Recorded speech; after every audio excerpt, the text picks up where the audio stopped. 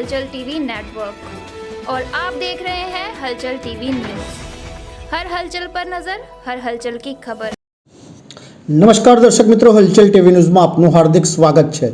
Sardar Patel education trust संचालित NRG centre Anand द्वारा भव्याति भव्य award समारंभ संपन्न।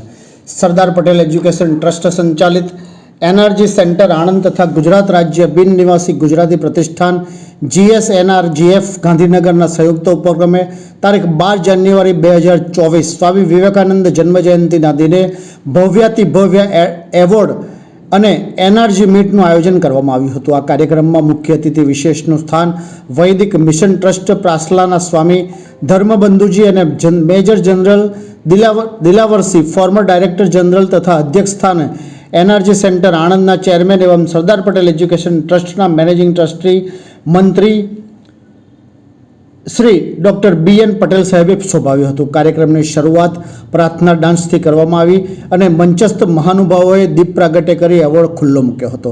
આ કાર્યક્રમમાં 300થી પણ વધારે ઉપસ્થિત રહેલ પડતી મુશ્કેલીઓ, તેમના પ્રશ્નોનું નિરાકરણ લાવવા માટે સચોટ માર્ગદર્શન તથા સેન્ટરના કાર્યોની વિસ્તૃત ચર્ચા એનર્જી સેન્ટર આણંદના ઇન્ચાર્જ માલવભાઈ ભરવાડ સાહેબે આપી હતી। આ સમારોહમાં સરદાર પટેલ એજ્યુકેશન ટ્રસ્ટની ભગીની સંસ્થાઓ NS Patel arts autonomous college, CP Patel and FH Shah commerce autonomous college તથા BN પટેલ અંગ્રેજી માધ્યમના વિદ્યાર્થીઓએ ડાન્સ, ગરબા અને ધૂન દ્વારા ગુજરાતની સંસ્કૃતિની ઝાંખી કરાવી હતી।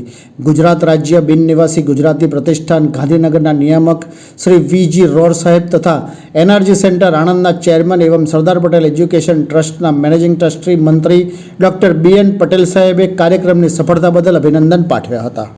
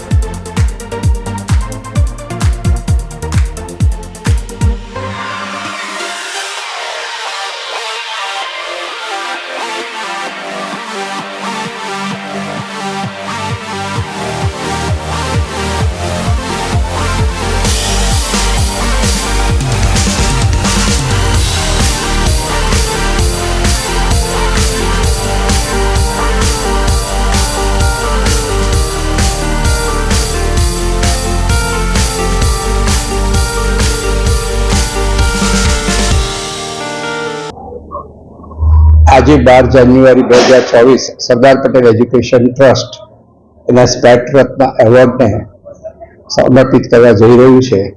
આ સાથે આ વર્ષે નવામાં એક સારું ભાષું ઉમેરાયું છે કે ગુજરાત સરકારનું એનઆરજી ડિવિઝન જે આપણે ત્યાં 2010થી માન્ય જે તે વખત મુખ્યપ્રધાન શ્રીમાન નરેન્દ્ર મોદી સાહેબે જે શરૂ કરેલું અને એને ફક્ત એક જ પ્રાઇવેટ ઓર્ગેનાઇઝેશન આપેલું કે આપણને સરદાર પટેલ એજ્યુકેશન આપ્યું હતું અને એટલે ત્યારથી 2010થી આપણું આ એનઆરજી ડિવિઝન અહીંયા કાર્યરત છે।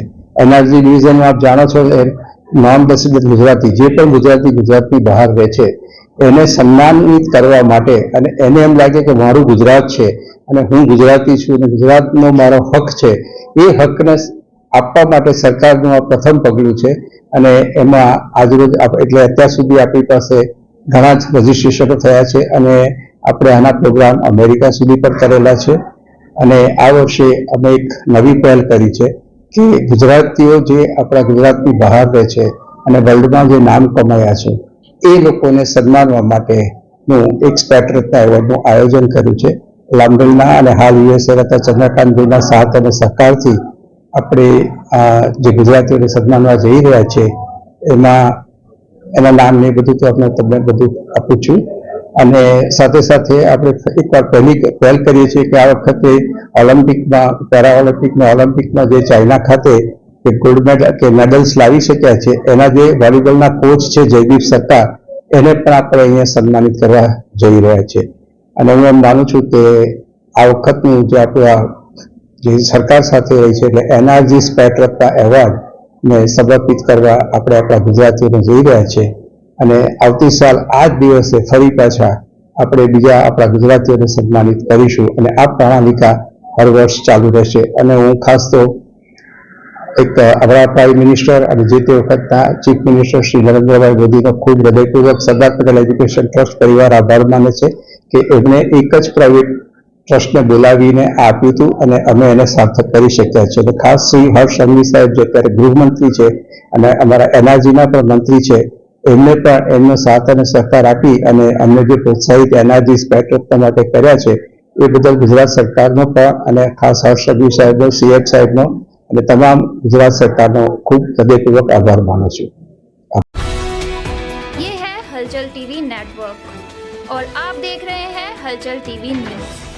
हर हलचल पर नजर, हर हलचल की खबर।